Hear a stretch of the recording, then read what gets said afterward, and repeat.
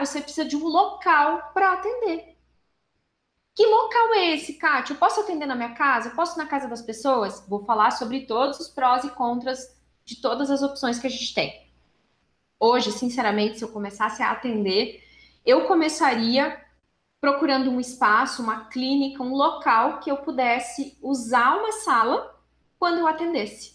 É a forma mais prática, financeiramente melhor e mais acessível para a maioria das vezes.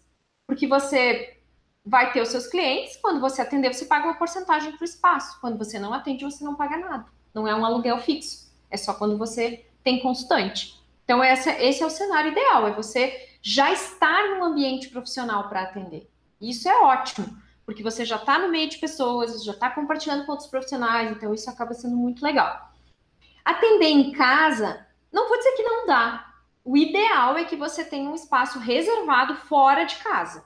Não que você misture as coisas. Por quê? Mesmo que você tenha um espaço do ladinho, mesmo que você construa um cantinho, ok, ótimo, pode ser, é reservado, mas você sempre tem que avaliar se você não está tirando a privacidade das pessoas que moram com você, se essas pessoas que moram com você não vão acabar fazendo barulho. Você também tem que pensar nos dois lados, não só em você e no seu consultante, mas na sua família que mora ali. Tem que entender também que energeticamente tudo que você fizer dentro do seu trabalho como terapeuta vai mexer com a energia da casa e vice-versa. Tudo que fizer em casa vai afetar a energia do consultório. Pergunta como que eu sei disso? Porque eu já tive uma sala dentro de casa. E na época eu fiquei pouco tempo fazendo em casa porque eu não tinha um espaço reservado. Eu tinha uma sala, a pessoa entrava pela sala da casa e logo já tinha o meu consultório. E era muito ruim, porque às vezes a minha irmã estava fazendo janta, ou a minha mãe precisava pegar alguma coisa, daí chegava um cliente, ela tinha que ficar esperando, né? A minha irmã às vezes estava fazendo comida, dava para sentir o cheiro, e às vezes é incômodo, sabe? As pessoas, né, não estão muito bem, aí sente cheiro de comida. Então, tudo isso a gente tem que avaliar se a gente quer se posicionar como um profissional. Se você está começando e quer ter só alguma experiência, então arrume um ambiente, um cantinho na casa que seja mais privado, que ninguém vá atrapalhar, e atenda, comece. É melhor você começar do que não começar colocando um monte de empecilho, tá? Mas eu preciso te trazer a realidade das coisas. E ir na casa das pessoas, na minha opinião, isso demanda mais tempo, mais energia, é desconfortável para o terapeuta, não é a melhor opção, tá? Às vezes, para começar, é necessário. Eu também fiz isso quando eu comecei. Eu ia na casa das pessoas. E embora fosse fácil para a pessoa, para mim, eu tinha que levar um monte de coisa, era pesado. Eu não tinha carro na época, eu tinha que ir de ônibus, eu tinha que ir a pé. Então, eu tinha que levar uma mochila de coisa. Eu tinha que chegar no ambiente, pedir licença para a pessoa, organizar um ambiente também privado, separado, preparar a energia do lugar. Você está invadindo a privacidade de outras pessoas também. Então, avalie com carinho. E se você realmente quer seguir atendendo nas casas das pessoas, eu te digo uma coisa: para você ir exclusivamente na casa do seu cliente, você tem que cobrar mais.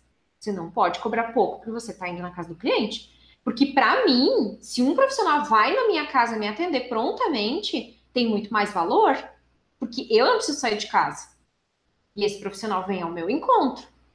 Então, avalie bem a situação, claro. Se for uma pessoa acamada, que não pode levantar, que está muito doente, você vai lá para fazer um reiki, por exemplo, ok, tudo certo. Aí é outra história. Não estou falando desse caso, estou falando do caso do dia a dia. Você ir todos os dias, o tempo todo na casa das pessoas. Para mim, isso tem muito mais valor. Então, você não pode cobrar um valorzinho pequeno, na minha opinião, tá?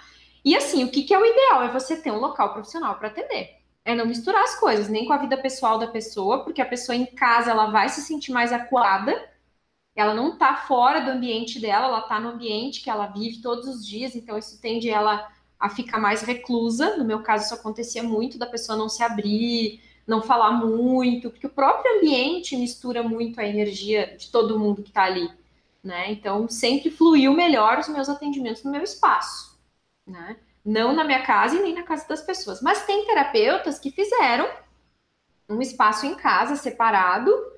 Inclusive, o meu espaço holístico a gente construiu no mesmo terreno da minha mãe, da casa da minha mãe.